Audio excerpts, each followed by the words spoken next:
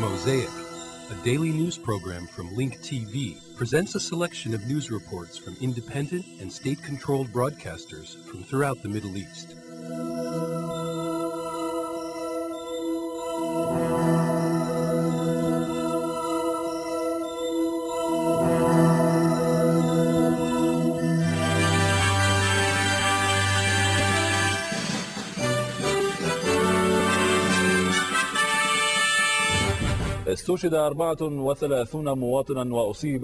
"34 citizens were martyred and 48 others were injured on Wednesday in a terrorist explosion as a funeral procession arrived at the Maqtadiyah cemetery. A source from the police said that a terrorist wearing an explosive belt detonated himself as the mourners were entering the cemetery. Meanwhile, 8 citizens were killed and 11 others were wounded by a car bomb that went off at a crowded market in the area of Abu Shafir. Also, a car bomb went off in the Bab al-Sharqi area in Baghdad, wounding a number of citizens.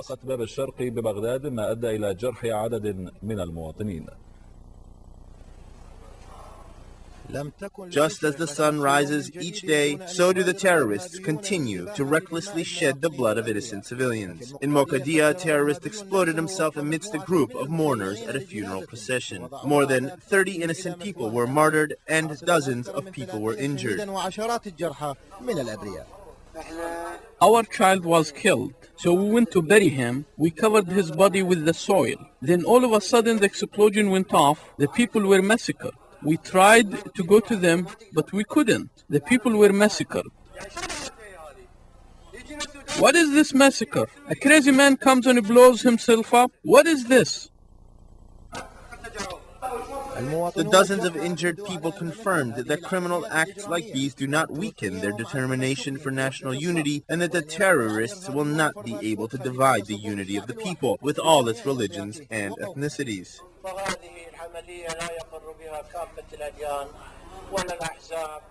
An operation like this will never be able to divide all the religious sects or the parties. The Iraqis remain committed to their Iraqi identity and do not differentiate between one another. This dear country, where we were raised, gave birth to many generations and religions, so the terrorists will never be able to divide the people of Iraq.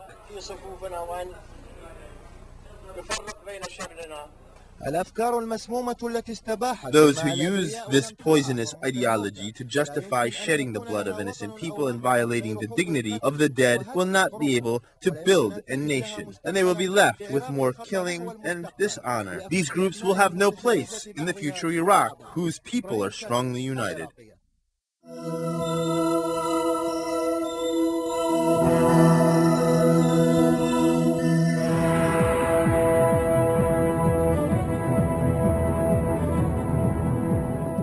وفي بغداد أصيب أكثر من 60 عراقيا وقتل 15 Iraqis were killed and more than 60 others were injured in sporadic attacks in Baghdad. 8 of the victims were killed in 2 booby-trapped vehicles in the area of Al-Durra and Hayy al-Kazimiyya. The first car bomb targeted a police squad convoy near a crowded market, and the second attack targeted a police station. An Iraqi official from the Ministry of Oil and his son were killed in another attack in the area of Al-Ghazaliyya as an armed group opened fire on their vehicle. A roadside bomb exploded targeting an American military armored vehicle. No casualties have been reported.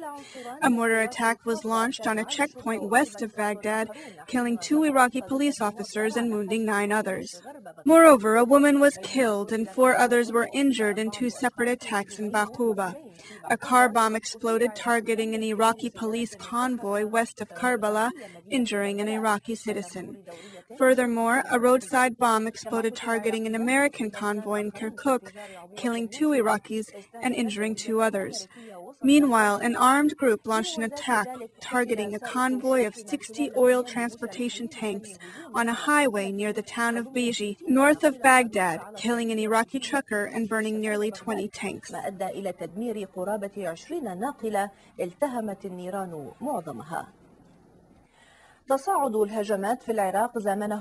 escalation in violence in Iraq coincided with the meeting of the international delegation, which is investigating the results of the Iraqi elections, with the Elections Commission in Baghdad.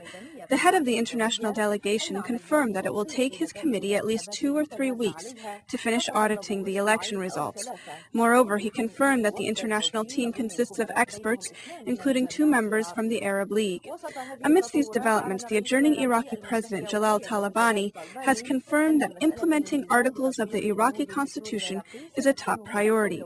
He added that one of the priorities in forming the upcoming parliament is that the Iraqi alliances must work together to establish a federated government in Iraq. انتشلت فرق الإنقاذ العراقية جثث 8 مدنيين بينهم نساء وأطفال قتلوا. An Iraqi search team pulled out from under the rubble 8 civilians, including women and children, who were killed after American occupation planes bombed one of the houses in the village of Biji, north of Baghdad, under the pretext of targeting armed men. The killed and wounded were transported to the Biji Public Hospital and the neighboring Tikrit Hospital. Meanwhile, a rescue team was able to pull out the bodies of 3 men and 3 women and 2 children from under the rubble of the house, which American planes shelled, killing 14 people at one time. They were all members of the same family.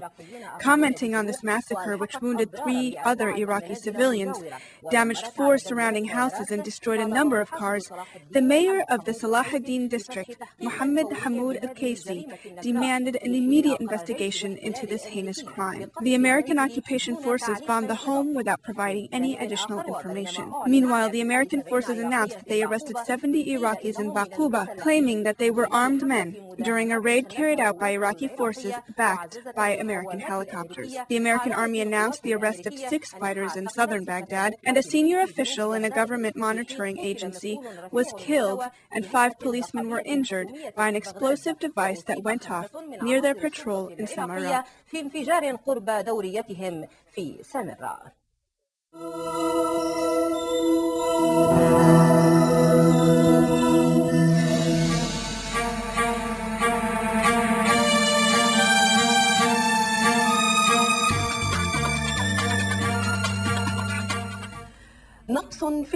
Cancer patients at the Center for Radiology and Nuclear Medicine in Iraq suffer from extreme hardships and medicine shortages despite pleas for help by the hospital doctors. More details in the following report of Nibras Saheb. The Hospital for Radiology and Nuclear Medicine is the only one of its kind in Iraq treating cancer patients. It suffers from extreme shortages of medical equipment. For example, the hospital has only 1 piece of radiation equipment, which was made in the 1960s. People are treated with radiation for an extra extension of time because this equipment is too old and ineffective. In some cases, people are treated for more than 8 months. A surgery was performed on this young girl who is suffering from cancer, and we needed radiation equipment to treat her cancer after the operation. However, in all of Iraq, there is only 1 radiation equipment. As you know, all kinds of weapons were used against Iraq, and we suffered a lot. Every time we asked the doctors if they got new equipment, we are told that they didn't. My daughter is dying while we are waiting. My son has been treated by radiation for 5 months, but because the equipment is too old, the cancer did not go away. The second day after surgery, they should have treated him with radiation, but the equipment was not available. I was begging them and tried everything. My son is dying in my hands and I can't do anything. The lack of medicine in Iraq has forced Iraqi citizens to import these medicines from hospitals abroad at very high costs.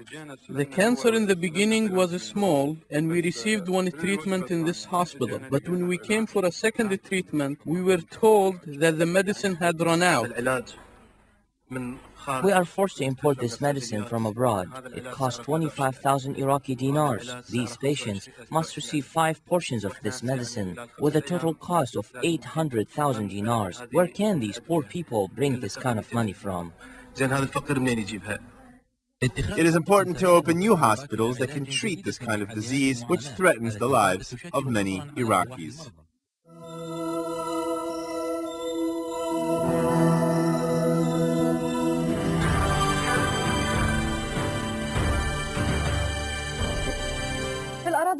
In the Palestinian territories, a number of armed men from the Al-Aqsa Martyrs Brigade demolished part of a cemented wall that separates Egypt from the Gaza Strip. They used a bulldozer and explosives. This comes after members of the brigades stormed the Rafah Passage and a number of other government offices in the city.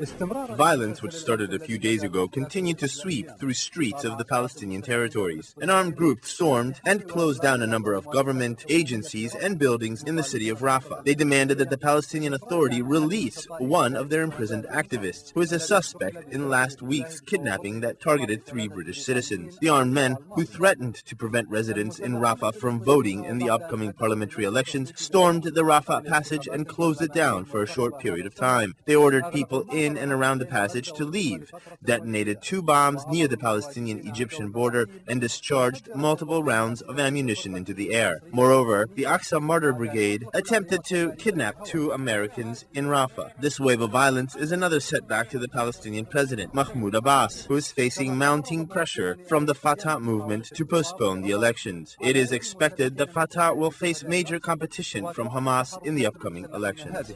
بمثابة ضربة محرجة أخرى للرئيس الفلسطيني محمود عباس الذي يتعرض لضغوط متزايدة من داخل فتح لإرجاء الانتخابات المتوقع أن تتراجع فيها حركة فتح أمام تقدم حماس. In another related development, the Israeli Defense Minister, Shaul Mofaz, has confirmed that his country is willing to negotiate with the Islamic resistance movement Hamas should the latter win in the upcoming parliamentary elections, and only if Hamas hands over its weapons. بشرط أن تنزع سلاحها.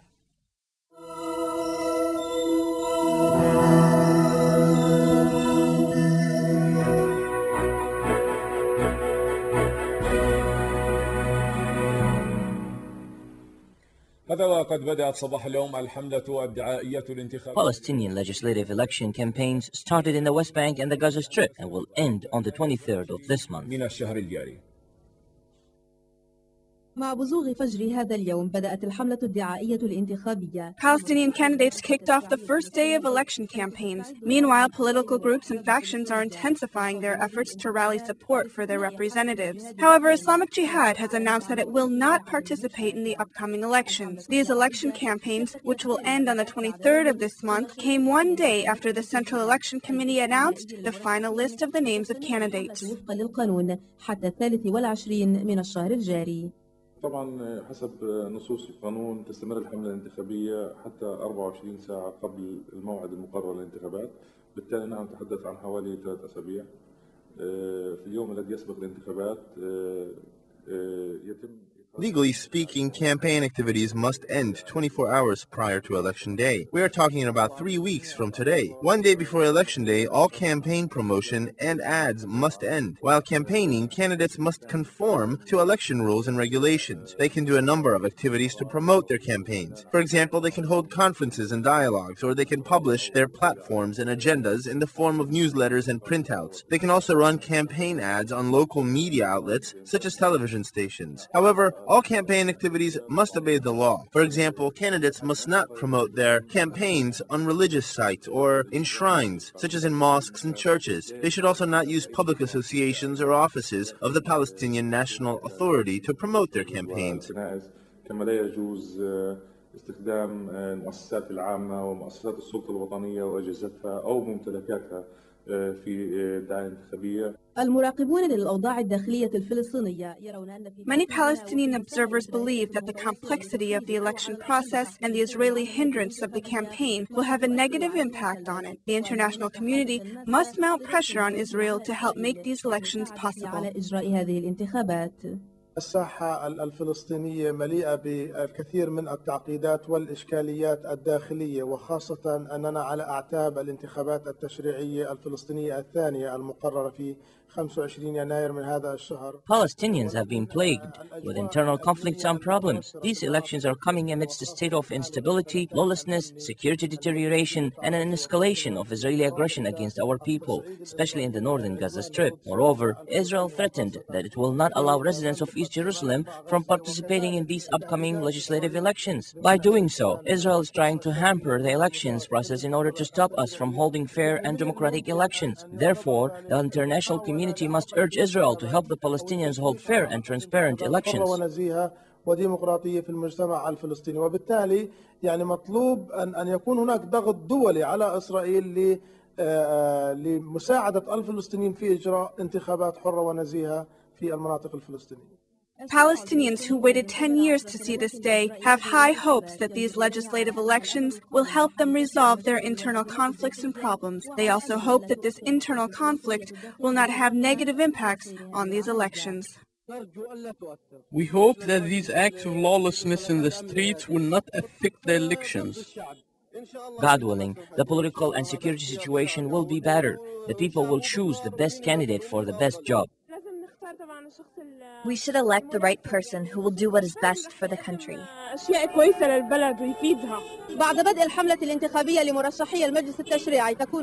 After the first day of election campaigns, candidates are gearing up for a heated election. This is the second election in 10 years, and it comes amidst a state of security deterioration in the Palestinian territories. However, it remains to be seen what the next days may bring upon us.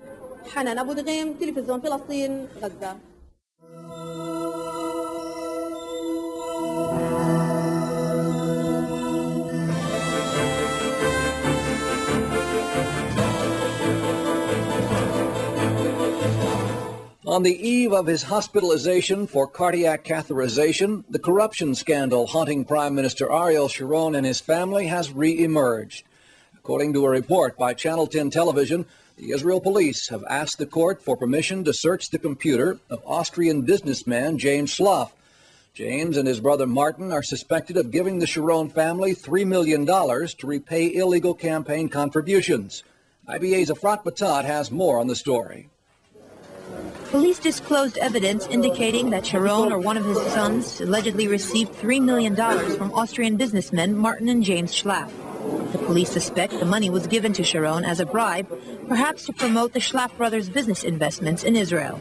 According to a police document revealed last night on Channel 10 News for the first time, Sharon apparently used some of the money to repay illegal campaign contributions he received ahead of the previous elections as part of his commitment to the state comptroller.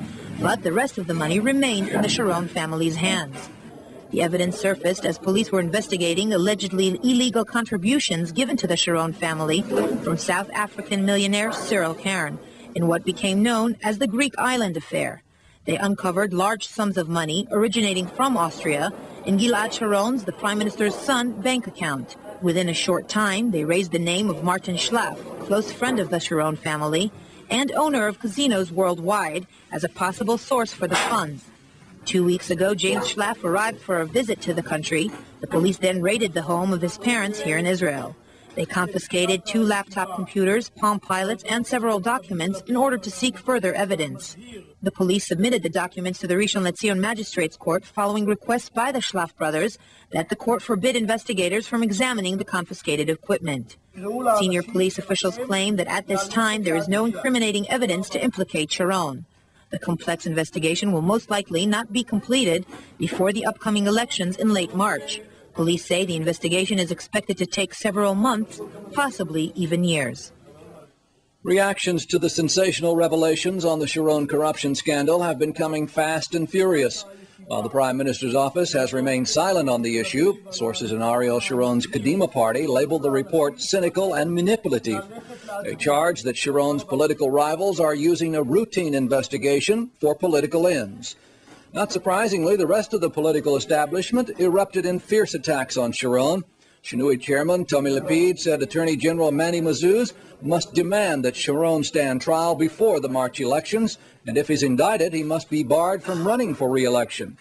Labor Knesset member Ofer Pinus-Paz called it an earthquake in Israeli politics, which reached a new low today when a prime minister has been accused for the first time of receiving bribes. National Union MK Aryeh Eldad, who is chairman of the Knesset Ethics Committee, said the nation of Israel is knowingly allowing a crime family to lead it. Former Meretz chairman Yossi Sarid called on Sharon to retire from politics and spare the public what he called a burdensome and corrupt presence. And Likud MK Michael Eitan demanded that Sharon face the public and rebut the allegations or explain how he got the money.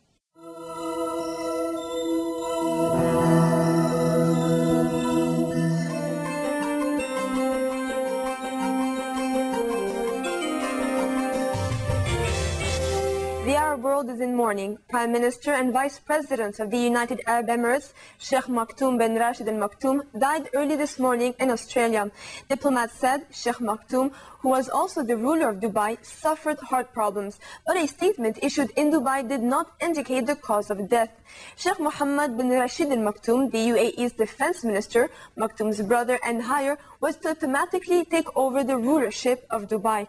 His body was expected to be flown back home later in the day, and his funeral was to take place tomorrow. Yumna Tiyara looks back at the late prince's life. Prime Minister, Vice President of the United Arab Emirates and ruler of Dubai, Sheikh Maktoum bin Rashid Al Maktoum, died this morning at the age of 62 while he was on a visit to Australia. Reasons of his death were not yet determined, but reports claim he suffered heart problems. In Australia, the Queensland police said Sheikh Maktoum died at the exclusive Palazzo Versace Hotel on the Gold Coast, a resort in Queensland state. He arrived in Australia on December 28th. His body was expected to be flown back home later on Wednesday. Officials said UAE President Sheikh Khalifa bin Zayed Al Nahyan would appoint a new premier and vice president for the Gulf Arab state. The defense minister of the United Arab Emirates, Sheikh Mohammed bin Rashid Al Maktoum, immediately took over as ruler of Dubai following the death of Sheikh Maktoum bin Rashid Al Maktoum. The country declared 40 days of mourning and government institutions would be closed for a week. The late Sheikh Maktoum maintained a low profile, preferring to allow his younger brothers, including the globally renowned entrepreneur Sheikh Mohammed, to run the day-to-day affairs of Dubai, the Gulf region's trade and tourism hub. Internationally, Sheikh Maktoum was best known as co-owner of Dubai's Golden Stables, which competes in major horse races. A statement from the UAE's presidency said the UAE's main stock markets halted trading after the news. It said the UAE lost today a historical leader who dedicated his life to building the nation and doing good for its people. The Maktoum family has presided over Dubai's transformation from a desert post into the region's economic star. Sheikh Maktoum officially took over as ruler of Dubai in 1990 when his father Sheikh Rashid died after a long illness. It is Syrian Brigadier General Rustam Ghazali's turn to make headlines. Accused of involvement in former Lebanese Prime Minister Rafiq Hariri's murder, Ghazali said he was ready to be resigned and even die if his leader asked him to do so.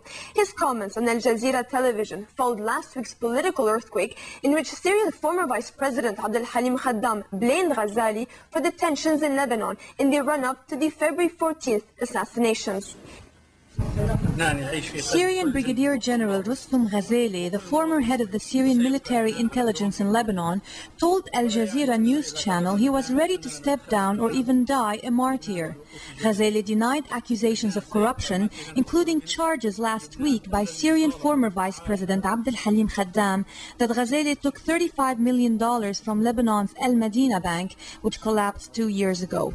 He claimed to have submitted all the information he had to the UN Commission probing Hariri's murder. Khaddam made explosive allegations in a television interview from Paris that Assad threatened Hariri just months before his murder, charges which led Syria's ruling Ba'ath Party to expel the former vice president. In comments carried by the official Sana news agency on Tuesday, Prime Minister Mohammed Naji Utari called Khaddam a traitor who betrayed his country and patriotic values. Following Khaddam's allegations, the UN Commission asked to interview Assad, Khaddam, and Foreign Minister Farouk al-Shara and has been awaiting an answer from Syria. Damascus has refused the International Commission's request to interview Assad. In a statement made to American radio Sawa, the Syrian media counselor Ahmad Haj Ali said the Syrian authorities rejected the request because of the way the committee had been handling the investigation. He added that Prime Minister Rafiq al-Hariri's assassination was being politicized and that there were Lebanese and international parties who benefited from Abdel Halim Khaddam's statements. Khaddam in his interview also pointed a finger of blame at Ghazali, saying he was to blame for the tensions in that country in the run-up to the assassination.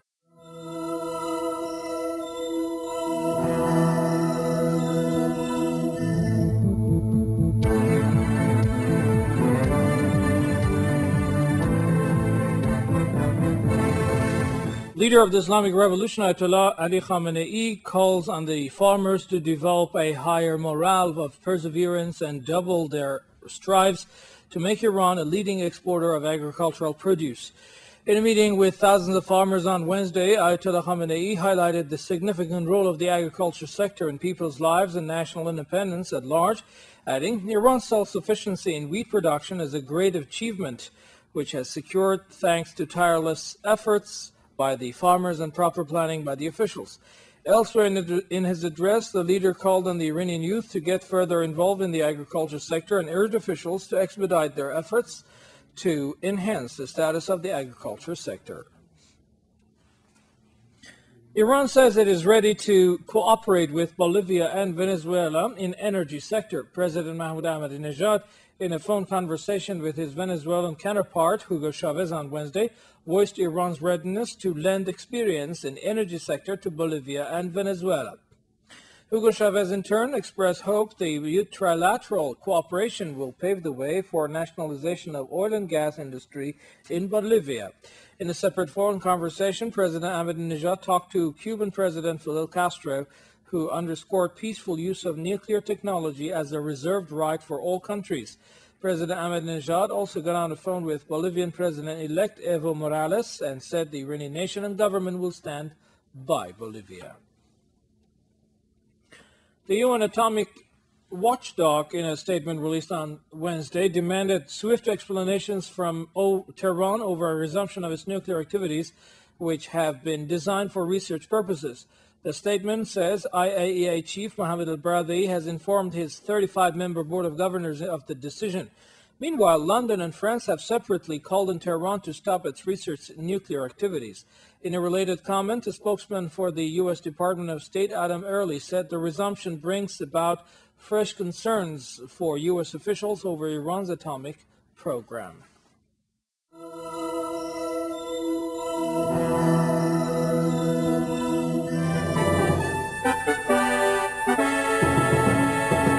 A brutal disease known as Kala-Azar continues to kill thousands of people in formerly war-torn South Sudan, where health facilities remain basic and malnutrition levels are high.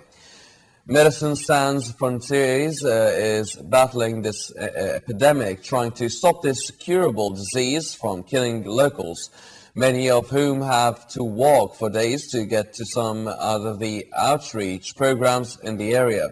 Even without conflict following the July 2002 peace deal that ended the 19-year civil war between government forces and rebels in the south, disease continues to take an enormous toll in southern Sudan, where healthcare has suffered historically. The Kala-Azar epidemic, which is treatable, continues to kill people unnecessarily. The disease is spread by the bite of a sandfly. However, little else is known of the patterns of illness. It is a systematic disease affecting the immune system and presents a variety of symptoms: fever, anemia, weakness and wasting, and patients will die unless treated. The treatment requires 17 days and is over 90% successful according to MSF. But limited health facilities, roads, transportation means that many people are unable to reach medical facilities like Medecins Sans Frontieres in time. Pete Berth, the operational director for Southern Sudan Medecins Sans Frontieres, described South Sudan as a chronic emergency. Earlier, the European Union allocated 165 million euros for 10 crisis centers in Africa, with Sudan the biggest recipient being allocated 48 million euros. The views expressed on Mosaic are not those of Link TV or its sponsors, but of the broadcasters themselves. Mosaic is made possible by a grant from the John S. and James L. Knight Foundation, which promotes journalism excellence worldwide and invests in the vitality of 26 U.S. communities, and the William and Flora Hewlett Foundation. Additional support is provided by the Firedoll Foundation and Henry and Virgilia Dakin.